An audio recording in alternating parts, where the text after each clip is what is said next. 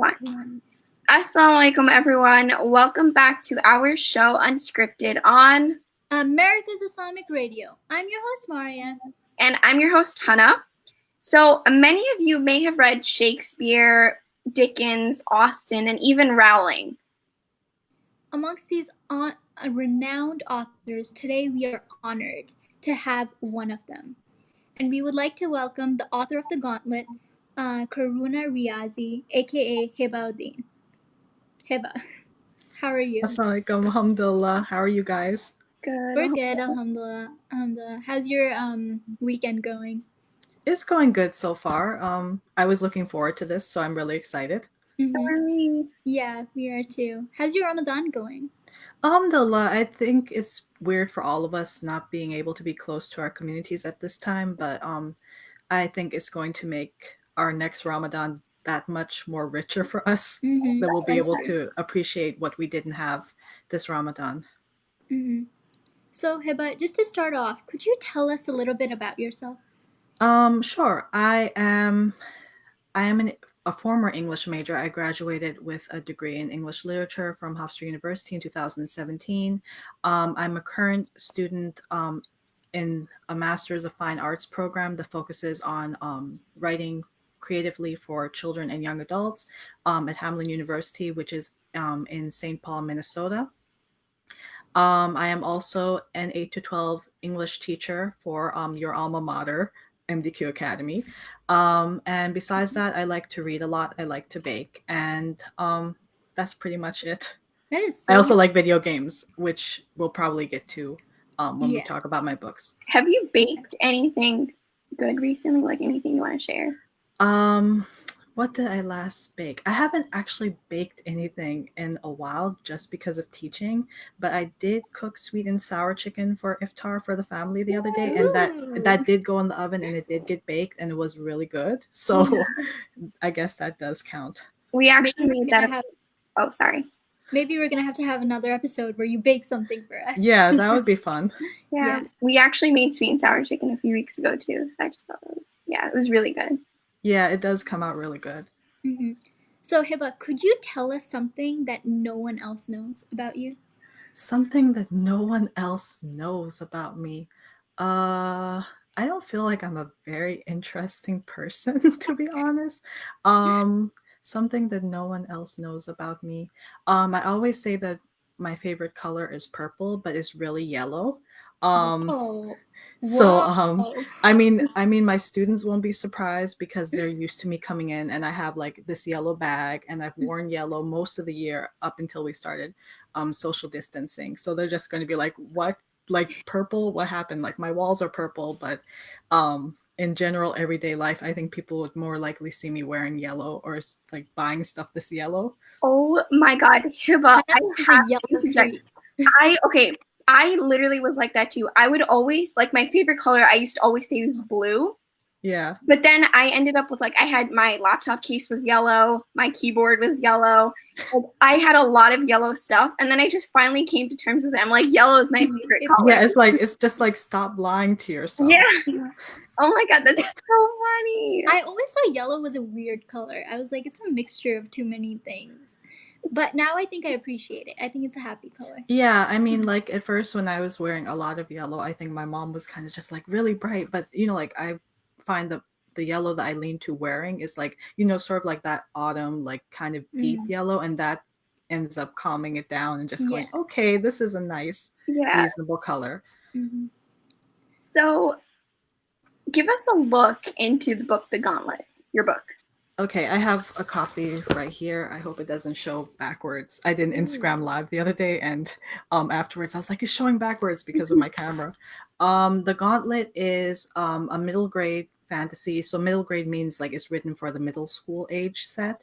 It was published in 2017, like a few months before I graduated undergrad, which was really wild, by Simon & Schuster's Salam Reads imprint, which is the first mainstream publishing imprint to focus on publishing Muslim American voices and Muslim American stories, which is really cool. And it was a really huge honor to have this be one of the first titles to come out from the imprint.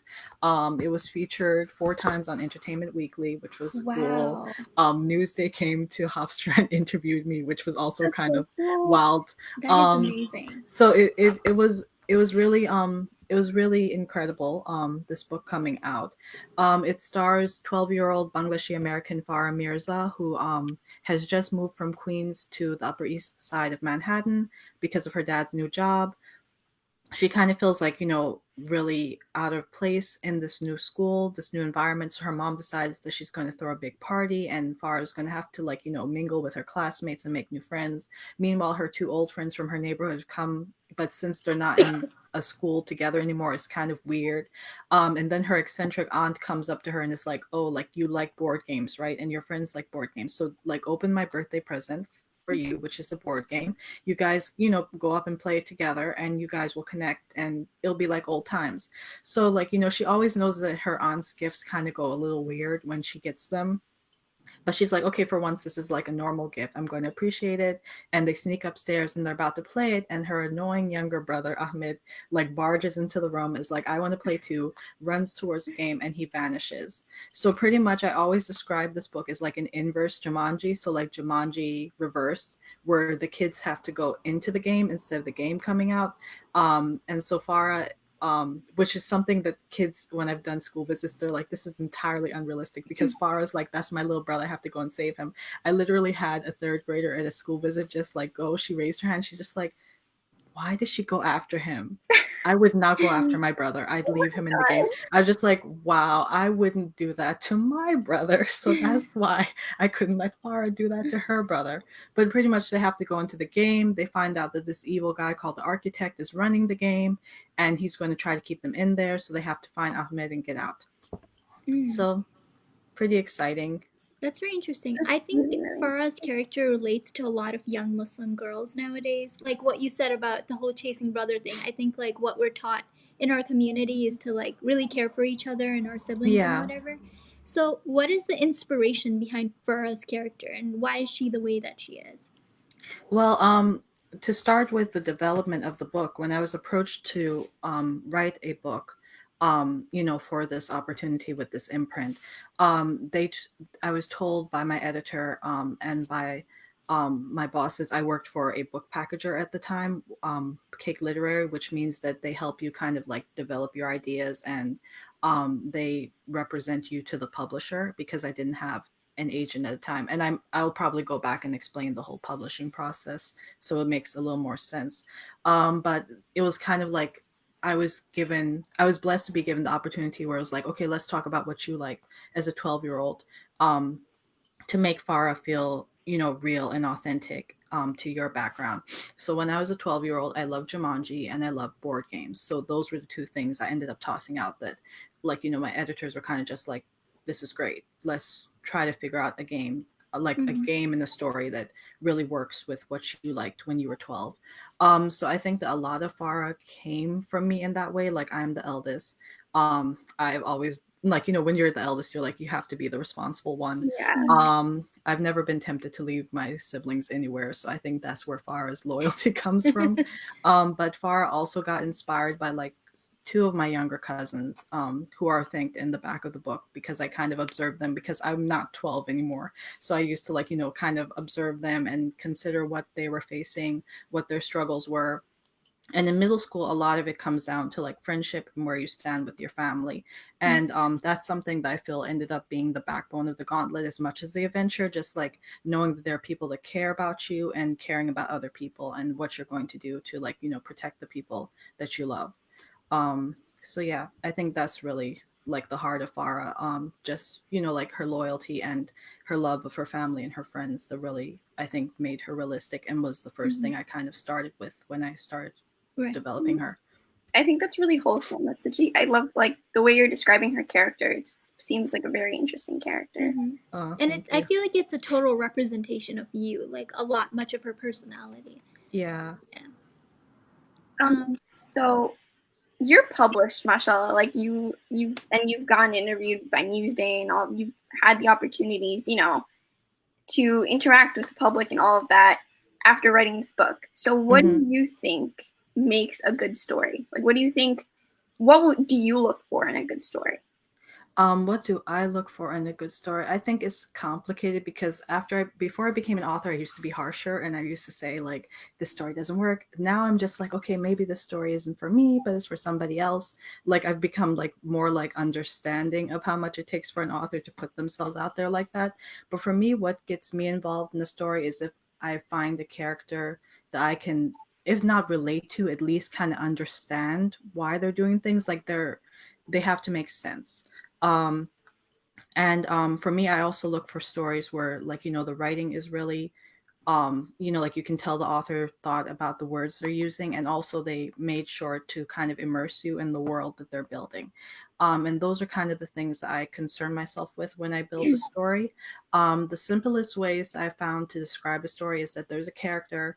The character has like some innate need, and they have to go out of their comfort zone to fulfill that need. And when they come back to the world that they existed in, it's kind of changed for them, or they realize that they've changed and they've exhibited growth. That's kind of like paraphrasing the hero's journey, which is like a really popular story structure, but it's kind of the way this worked for me, especially writing like these sort of like action fueled stories. You kind of have to go like, okay, there's a journey you have to go on, and when you come back you realize that you faced it and you did it and you've grown from that. um it's not always what I look for in a story. Sometimes I prefer really kind of slow, quiet, like meandering stories. But in terms of children's literature, like the type that I write, that is kind of what I would look for. Mm-hmm. So I remember once, because I used to go to Hofstra, right? I don't know if Yeah. do you remember, like, I used to go with some. Yeah. Yeah. So once your mom told me that you went to a book signing, do you go to a lot of those now? I mean, well, not. I mean, unfortunately, I had a few events and they got canceled because the virus. But I do go to quite a few events per year. I kind of I like going. Like you might be able to tell by the way I keep stopping and think about what I'm saying. But like when I have to present and perform, I don't often look it, but I'm very anxious about what I'm saying, and am I making a mistake? Are people able to understand me? So. I've been told that when I go to an event, I'm like smiling and I'm like signing and I look normal, but afterwards, like my knees will like shake.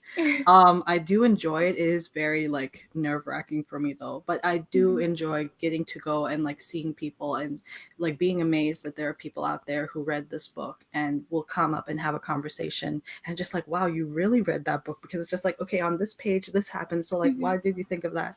I particularly enjoy like when I go to like school visits or anything related to like kids like who are the actual age that I want to be reading the book, because that's what really like I feel like makes me feel humbled by the experience. It's like, okay, you guys were the ones I wanted to read this book, and you're out here and you're reading it and you're enjoying it, which is more than I hoped for. So it kind of reminds me that these are the people I'm writing for, and it keeps me connected to why I'm doing um what I'm doing. Like, Islamically, we're told that every action needs to have, a good intention behind it for us to get the blessing from it. So I kind of like, I try to apply that to my writing as well. That I'm writing this and I'm trying to like, represent Muslim characters. I'm trying to reach out not only to Muslim readers, but young readers in general, and like, remind them that they matter, that their stories matter, that they're powerful, that they have adventures, and they can be confident in themselves. So like, am I approaching this with a good intention? And, doing these visits does remind me of that. Could you tell us a funny interaction you've had with someone who came for a book signing? Someone who came for a book signing. It was not that funny, but it was kind of cute. I went. One of my friends is a bookseller upstate, and so she arranged a local school visit. And so I went to the school, and the kids were just so sweet, and they were all lined up, and they're having me sign stuff. And this little girl comes up to me, and she's like, "My mom said to ask you if you love Jesus." And she's like probably Cute. like second grade, and I was just like, "Yes, you can go home and tell her that I love Jesus." and Jesus is our prophet too. And so then she like gave me a hug and she's like, good, I told her, I knew it. And she left and I was just like, okay, wow. That is so cute. That Yeah, is it so was cute. really cute. And like, my friend was like really like, she's like, oh my gosh, I'm sorry. I was like, no, it's okay, because like her mom could have been like, oh, a Muslim author, and not send her, but she did send her. She just wanted to be sure. And I was like, that's good. Like she can go home and tell her mom, and her mom can be happy, and they have the book, and it's fine. Like Aw, it That was is it, cute. it was not funny per se, but it was a cute moment for It me. was cute. That is cute. So, did you want to explain, like you were talking about the publishing process before? Yeah, like my publishing experience was really backwards. So like I said, I worked for a book packager. I was their intern first, and then they were like, we've seen like some writing I had done, like some short stories that had been published online, and we really like your style, so why don't you audition? And we have some ideas coming up that we need a Muslim author for. And you're not published yet, so it would be a good opportunity for you to get out there. And the book packager, Cake Literary, focuses particularly on like marginalized voices and experiences that haven't been published before. So they were like very interested in like giving that platform, potentially to help me get out there. So then we ended up like, working together on the Gauntlet, and then the Gauntlet's companion, The Battle, which both went to Salam Reads. So in all that time, usually an author would first, they would work on their book, they'd try to get it relatively published, then you have to look for an agent, just like in Hollywood. Like, if you're an actor, you need to get an agent to like, be your go-between and arrange auditions and stuff. So in publishing, if you want to go to any of the major houses like Simon and Schuster, Scholastic, you have to have an agent who's like, representing your work, saying, this is my client, I've read her work, is really good, this is what she's working on, I think you'll like it. So I didn't have an agent. I had Cake's agent, who was like kind of like by proxy my agent for the projects I worked on with them. And then when my projects with them were done, now I have my own agents. So, but I kind of went about it the other way, where like, I have friends who are just like, wait, I have actually 3 books out. And you didn't have an agent for any of those. What were you doing? How were you like, arranging those contracts and like, keeping your head straight with all this? I was like, I don't know. But like, alhamdulillah, it did work out. But like, in general, you go agent first, then agent, connects you with the publisher, sells your book, you get your editor, and then like, from there it focuses on the editor author relationship. That's really cool. It's cool to hear you say I have an agent. Like, Yeah. It's like, oh, this is cool. How do you think your family feels about you being an author? They're really proud. I often, sometimes I'm just like, because like we'll be out in public and my parents will be talking to someone they just met, and they'll just be like, yeah, this is the eldest daughter who like wrote the book we were telling you about. And I'm just oh like, my god. ya Allah, like, did you have to tell this person? And then like, usually the person's really sweet. They're just like, oh really, where can I find it? Like I go to St. Paul, Minnesota twice a year because I'm in a low residency master's program. So like I last went in January, and my family went with me because they had never been to Minnesota in January, which was a lot of snow, which was lovely. And so like I came back to where we were staying from my campus, and my mom was like, oh yeah, we went to the bookstore today and we told the lady that like you're an author and you're in the program. And she was like, oh wow, how nice. I was just like, why were you having a conversation? I That's wasn't so even there. cute. But yeah, alhamdulillah, they're very supportive. Oh, that's so Yeah, family is always so thrilled to Yeah. like I know like you're part of like our community, and I think like I honestly sometimes feel so proud just being part of like Long Island, because I'm like, I know someone who's a published author. Oh, thank you, Maria. Especially because your book is very unique, and I think there isn't much Muslim girl especially representation. I think alhamdulillah is getting better. Like I think I used to be able to count every Muslim in publishing on my fingers, including my former editor. She's not at Simon and Schuster anymore. She's now at Penguin. But she was the only Muslim editor that I knew in the industry working in children's books until like a month ago, when one of my friends got promoted to Simon and Schuster and is now in my old editor's former position. So now there are like 2 Muslims I know in publishing. who are like, on the editor level. And then in terms of authors, I could count everybody on one hand, but now, alhamdulillah, I'm hearing about more people who are like going into picture books, who are going into graphic novels. There are several Muslim authors who are like New York Times bestsellers in YA. So I think that we're finally getting to a point where it's like people are getting more opportunities. You're getting to see more like, stories and more representation. And I hope, inshallah, we continue to see like, more of a growth and more of a confidence that yes, this is something we can do and this is some place our voices belong. So, Hebah, what advice do you have or something you'd like to share with aspiring writers? So there's usually 3 pieces of advice that I give, and I'll try to like keep it short so it doesn't like take a lot of time. So the first piece of advice I give is that you have to be confident in yourself and your ideas. That don't start telling yourself like, oh, this idea is like really ridiculous, no one's going to like it, because then you internalize that and you start like, you start self-rejecting your own stories. And there's so much rejection in publishing that you have to be prepared for, that you can't become your own enemy. You have to be confident in yourself and know that your voice matters, and that there's going to be at least one person in the world who's going to read that story and say, this is really good. Like I might have thought when I wrote the Gauntlet that I would be the only person who cared about like, a Muslim girl who's a hijabi, like, running around in this dangerous board game trying to save her brother. But then there are tons of kids out there who aren't even Muslim who, read it and write me letters, or like, come up to me at events and say, this was really fun, I liked it. So they were waiting out there for this book, so there are going to be people out there waiting for your stories. The second thing I would say is that a lot of authors give advice, but I think the most important bit of advice is that you choose what advice to take. There have been many authors that I loved who I got to meet, and I would ask them advice, and their advice didn't work for me, and they would tell me that this works for me, it might not work for you, and that's okay. I had to figure out my own process, and you have to trust your own process, and find what works for you and what works for your stories, because like you're writing stories that are from you, so you know what's best for those stories. And the last thing kind of relates to the first thing again, is that your ideas chose you for a reason.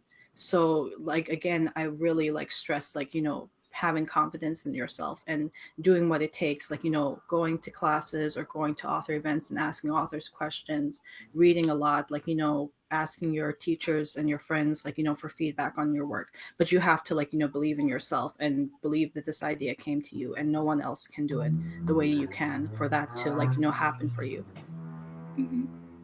That is very amazing, Hebah. Thank you so much for this interview. We really, Oh, really no appreciate problem. It's a pleasure. Yeah, and I hope are you writing another book? Are we gonna see something else? I mean, right now my major project is just making sure that my students are prepared for the AP exams over the next 2 weeks. I feel like just learning how to teach remotely and just supporting the students remotely has been my entire life this past 2 months while we've all been adjusting to this. But inshallah, like I'm hoping that over the summer I'll have time again to dream up stuff. Inshallah. We'll see. We'll be waiting. So, Inshallah. Hebah, it's been a pleasure. Thank you so much again. And thank you guys for having me.